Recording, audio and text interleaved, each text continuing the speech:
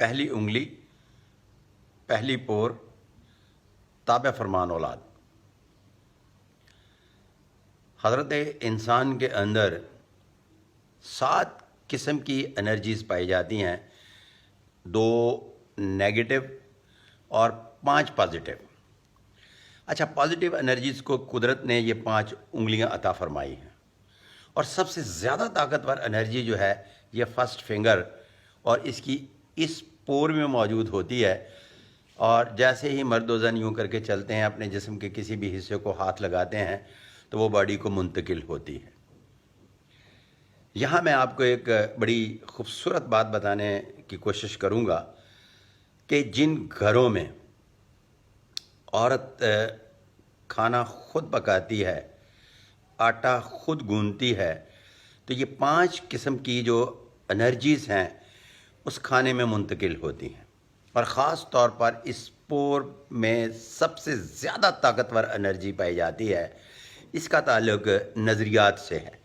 مثال کے طور پر اس کے لیے کسی بھی شخص کا مسلمان ہونا ضروری نہیں۔ مثال کے طور پر میں سری لنکا گیا تو ان سے پوچھا کہ یہ آپ کا گناہ ثواب کا کیا سسٹم ہے، تو انہوں نے کہا کہ ہمارے ہاں اچھا برا ہوتا ہے، گناہ ثواب والی کوئی بات نہیں، اور ان کا اچھا برا جو ہے وہ بہت ہی سخت ترین قسم کے گناہ ثواب کے برابر تو نہیں، کم از کم اس سے کم بھی نہیں تھا۔ اسی طرح سے یہ پور جو ہے، اس میں سب سے زیادہ طاقتور چیز جو پائی جاتی ہے وہ کسی بھی شخص میں پائی جانے والی حیا اور وفا ہے۔ یہ جب عورت سبزی پکاتی ہے، بناتی ہے، آٹا گوندتی ہے تو اس میں منتقل ہوتی ہے، اور پھر اس کے بعد جب نمک اور مرچ یوں کر کے چیک کرتی ہے، اس کی زبان کو لگتی ہے، اور پھر اس کے بعد ساری کی ساری جتنی بھی اس کے اندر پائی جانے والی حیا اور وفا کی انرجی ہے اس کے بچوں کو منتقل ہوتی ہے۔ بڑے دعوے سے بات کر رہا ہوں، جن گھروں میں عورتیں خلوص نیت کے ساتھ کھانا بناتی ہیں ان گھروں کے بچے کبھی بے حیا نہیں ہوتے۔ یہ میں نہیں کہتا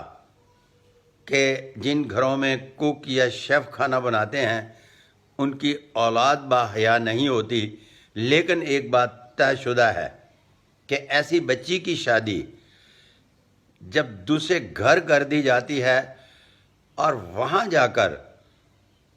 جو وہ رول پلے کرتی ہے نا، وہ اس عورت کا کرتی ہے جس کے بارے میں آج تک یہ ماہرین کہتے آئے ہیں کہ کوئی بھی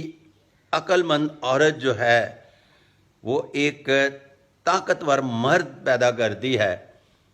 تو وہ جو عقل مند عورت ہوتی ہے نا، وہ بنیادی طور پر وہ انرجی منتقل کرتی ہے، اور ایک اگلی نسل جب پیدا کرتی ہے تو وہ بڑی طاقتور نسل ہوتی ہے، اس لیے کہ اس کی تربیت اس طرح سے ہوتی ہے اس بچی کی کہ وہ بچی جب شادی کے بعد اس کا میاں گھر آتا ہے نا تو سارے زمانے نے کھوج تروڑ چھڑیا ہوئے، تو وہ جب کہتی ہے نا کہ میں تیرے ساتھ ہوں تو سکی مسی بھی کھا کے گزارا کر لیندی ہے، تو صبح وہ پھر پوری دنیا سے لڑنے کے لیے تیار ہو جاتا۔ اسی طرح سے اگر یہ کوالٹی وہ عورت میں نہیں پائی جاتی تو دنیا جہان کی وہ نعمتیں جب کما کے لاتا ہے نا تو وہ کہندی ہے اے کیڑا کو تو 2.5 لاکھ دا سوٹ لے آیا ہے، ਇਹਦਾ ਤੇ ਮੈਨੂੰ رنگ ہی پسند نہیں ہے گا۔ وہ دی ساری محنت کیتی ہے جڑی ہے نا کھوج پہ جاندی ہے۔ تو بات کرنے کا مقصد یہ ہے کہ میں صرف اور صرف آج اس پور میں پائی جانے والی انرجی کے بارے میں آپ کو بتا رہا ہوں کہ جو عورت اپنے گھر میں کھانا خود بنا کے اپنے بچوں کو کھلاتی ہے وہ ایک نسل جو ہے بڑی طاقتور، باحیا اور تابع فرمان اولاد پیدا کر دیتی ہے۔ اگر یہی عورت ایسا نہیں کرتی تو پھر میں صرف یہی کہوں گا کہ اچھا نہیں کرتی۔ اس کے ساتھ ہی اپنے پامی صادق محمود مدعی کو اگلی ویڈیو تک اجازت۔ اللہ حافظ۔